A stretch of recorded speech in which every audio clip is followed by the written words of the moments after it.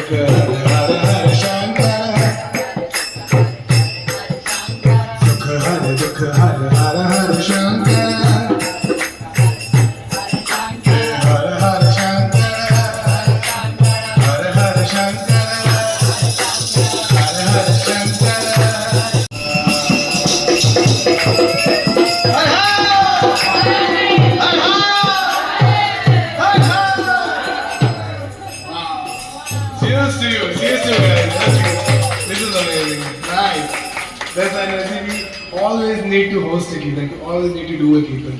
So Kirtan is not just like a performance, just like an act, it's like a group activity where we all sit together and chant and feel that divine energy together. Wow. I think we are moving forward to the last song. The last song because they have to close as well. How about Hanuman Chalisa? Hanuman Chalisa? Hanuman Chalisa? Please catch it. Okay, so the people who know the Hanuman Chalisa by heart, they have to sing along with me. And if they don't know, then you can open on the mobile. I will also open on the mobile. Siyawala Ramchandra ki, bolo Shri Pawan Sudh Hanuman ki jai.